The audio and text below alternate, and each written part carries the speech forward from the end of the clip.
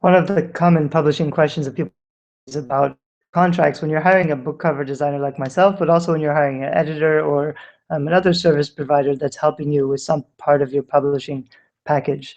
And so a lot of people ask about contracts. Personally, I'm not a fan of contracts, but it depends what platform you're on. Because if you're hiring someone on a controlled platform like Elance or Fiverr, um, there's some rules about, like, if you don't leave positive feedback, that's going to hurt their ability to find new work. So if you're working on a safe platform like that, you don't really need a contract. If you're working one-on-one with someone you found through their own website, if they have their own website, their own platform, their own business, they're going to be careful about protecting that. So that's part of their reputation. It's different, like if you just found some guy's email, you contacted them on Skype. I've done that before.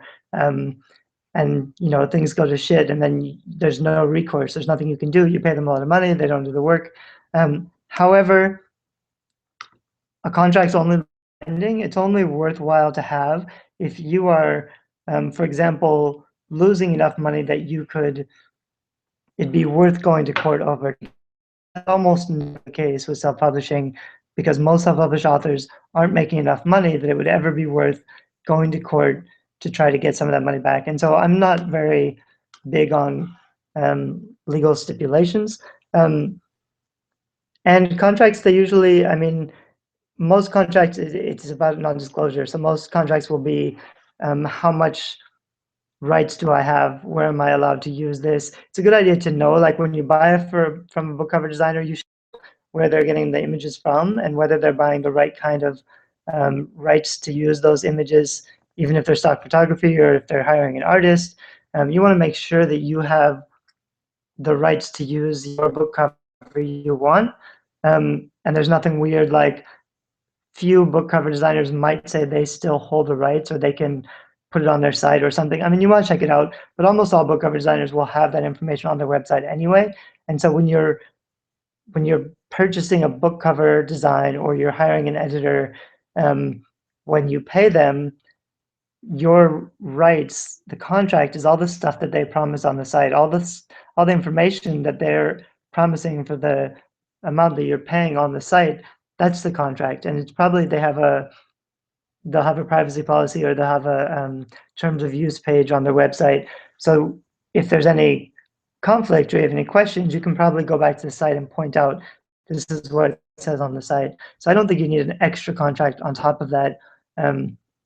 Some authors will want it because it makes them feel more safe, but for me, it's just extra work that doesn't really mean anything.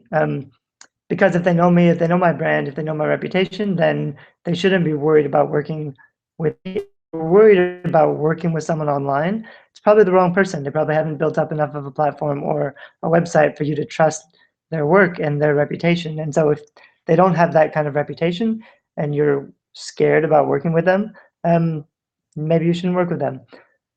However, some things you might want to think about if you're hiring a book cover designer and you are thinking about a contract, you're going to want to think about whether the images are included, how many revisions you get. That's important. I do unlimited revisions. I do a book cover until you're happy. But most big sites like CreateSpace, the reason they can do covers fast, it's actually very interesting because CreateSpace used to offer a much higher level, 2 higher levels of cover design services, and they've stopped offering those because they couldn't compete with cover designers like me who offer more revisions. Because what happens is I do unlimited revisions, but that means I'll work with you for a long time until you're happy. And in a lot of cases, I'm not making a lot of money because those projects stretch on for so much time. CreateSpace, the reason they make a lot of money is they'll give you 2 or 3 options, and they'll give you 2 rounds of revision. If you don't like one of their first options, maybe they spend an hour or 2 on your cover design. If you don't like their first options, they'll just refund your money, and then you're done, and they're done, and there's no obligation if they refund. I'm not even actually sure if they refund your money. And they'll tell you you only get this many. Actually smart. Most indie authors are not experts in cover design. They usually don't know what they're doing, and the decisions that they make are usually bad decisions. So when they tell you, when you give them 3 good book cover design options and they tell you what they want to mess around with, those are usually not those are not always good choices, and they're often not good choices. So limiting the amount of changes that an indie author can make on their book cover design, if you're working with a talented book cover, is actually smart. But for it's like CreateSpace for them because it limits their time investment and they get out quick and they finish. Whereas with me, I end up spending months on book covers because authors don't know what they want and they're always lots of revisions and then starting over with something new. I've gotten better about that as I've built my platform because now people trust that I know what I'm talking about. So when I tell them this cover will sell the best, they'll usually, but not always, listen to me. And for my part, if I want to have a easier life and a better business, I need to get better at firing those clients who take up too much time, because if they're making too many revisions, I do unlimited revisions, but on the other hand, it's not worth it to me to keep working on a project long term if you don't know what you want and you're not happy with what I'm giving you. So it's something to consider. Unlimited revisions is not what it sounds, because you don't really want unlimited options. You really want a very narrow set of options. I usually make like 10 cover designs, but that's almost always too many because I know 2 or 3 are the best, and I really should just be giving authors those 2 or 3 options, because otherwise I'm giving them 10 options as if they're all equal, and they never are. There's always, clear winners. And if I give 10 options, authors will usually not choose the ones that I recommend unless you're working with an author that you really trust and who can convince you that these are the ones that are going to sell the best.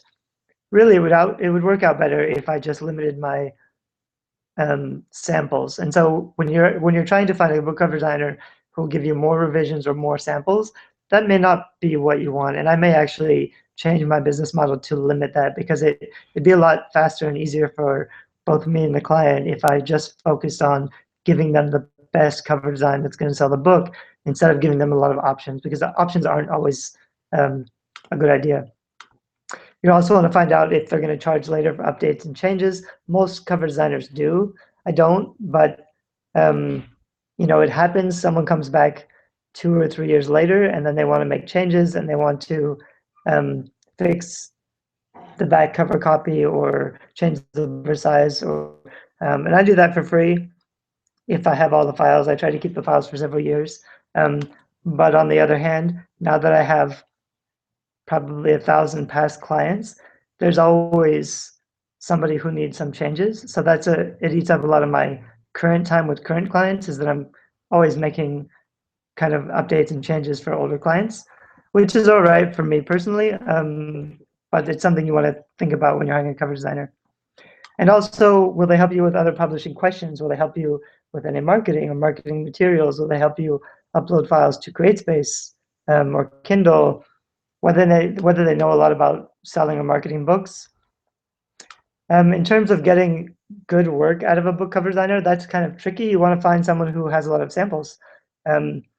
It's much harder if you're hiring an editor, because with book cover designers, you can see the portfolio, although you're not always a very good judge of good design. So you may see a portfolio and think it's really good, whereas someone more experienced might look at that portfolio and say, that's an amateur designer, they're not very good, those covers aren't going to sell your book.